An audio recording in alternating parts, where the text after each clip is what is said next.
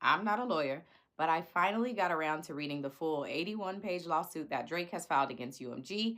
And in it, he gives 3 reasons as to why he's suing UMG and not Kendrick Lamar. So let me give you the recap. And it really comes down to money.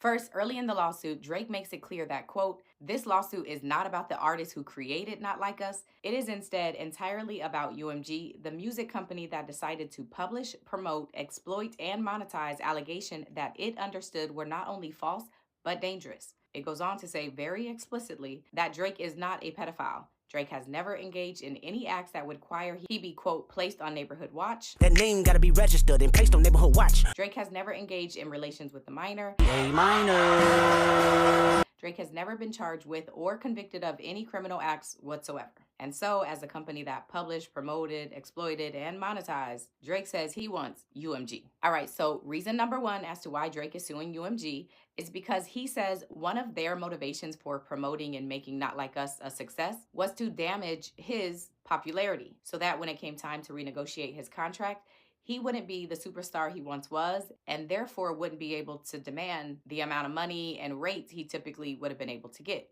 The lawsuit says that the rise of streaming platforms has given established artists more leverage and power in their negotiations. So Drake, for example, has been making music for a while. His success is well documented. He has hit songs. And so renewing a contract with him theoretically isn't much of a risk for a company like UMG. He's a pretty solid bet with a track record to prove it. So for that reason, established artists who knows what they bring to the table, has the numbers to back it up, and can understand how much a company can stand to make off of them, can demand a higher rate when they're negotiating a deal. Unless brand, reputation, and popularity of that established artist is all of a sudden tarnished or damaged. Now that artist isn't able to demand that high rate that they once were able to, and now the company has more leverage when negotiating their contract and can maybe get that artist to sign at a discounted rate. So that's what Drake and his team are saying happened here. They say UMG was motivated to make Not Like Us a hit because it devalued Drake's music and his brand, which would allow them to renew his contract at a price that's more favorable to them. Now on to reason number 2, and this one has to do with Kendrick Lamar's contract. The lawsuit says that Kendrick was also signed to UMG, but he only signed a short-term deal that started in 2023 and ended in 2024. And while they wanted Kendrick to sign a longer deal, he only agreed to a short-term deal so that he could see if UMG was actually valuable to him and if they could promote his music more effectively than any other music company. But the problem, according to the lawsuit, is a short-term deal meant that UMG only had a short period of time to prove their worth to Kendrick. And the lawsuit claims UMG used the song Not Like Us to do it. It says UMG chose to publish and promote this song knowing it contained defamatory material against Drake, all in an effort to show Kendrick how valuable they could be to him and get him to sign a longer-term deal with them. And the lawsuit says that that longer-term deal was signed in December of 2024.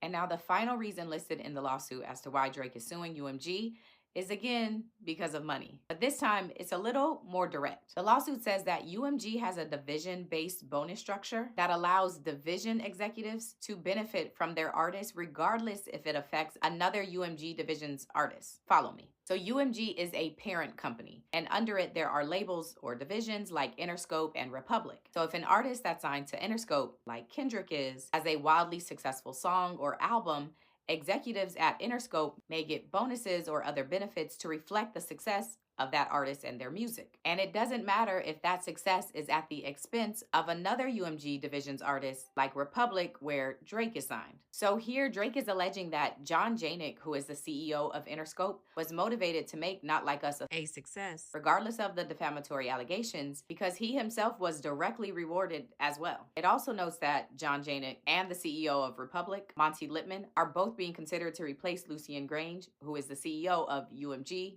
the parent company. Some other things worth noting from the lawsuit is that Drake and his team point out UMG and Lucien Grange should specifically know the harm and seriousness of publicizing defamatory claims because they were recently listed as defendants in one of the lawsuits against Diddy. In that Diddy lawsuit, UMG and Lucien Grange were accused of aiding and abetting Diddy while he committed heinous and widespread acts of violence against minors. Lucien and UMG's legal team immediately filed a motion to have the case dismissed against them and argued that the accusations were offensively false, and if they were not in a court document, they would be considered defamation. Lucien specifically said that the allegations against him in the lawsuit were knowingly and maliciously false and defamatory, and that, quote, a single lie can destroy a reputation of integrity, and while it takes years to build a reputation, it can be ruined in 5 minutes. So again, Drake's point here is that even though they just had to fight off their own allegations, that still wasn't enough to stop them from releasing, promoting, and re-promoting a song that had similar allegations about one of their own artists. And the lawsuit says that when Drake confronted UMG about all of this, they refused to do anything about it. In fact, the lawsuit says that UMG told Drake that if he sued them, they would just in turn sue Kendrick Lamar, and imply that then Drake would be made fun of for looking like he sued another rapper over a rap battle.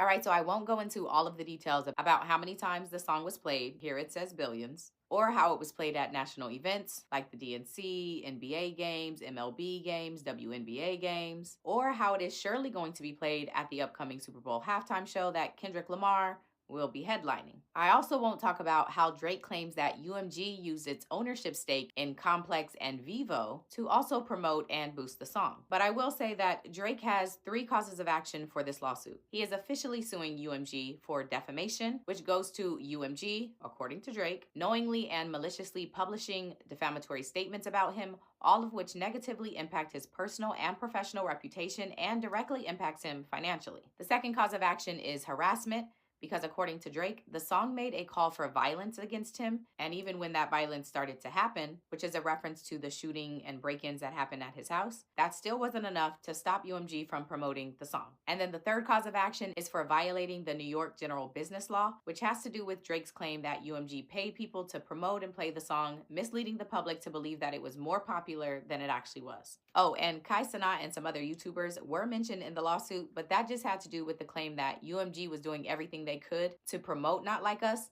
including whitelisting the song or like removing the copyright from it on YouTube so that streamers could play the songs on their videos and still get monetized. All right, so now that you have that context, tell me what you think. Does Drake have a point, or is he still just mad he lost the battle?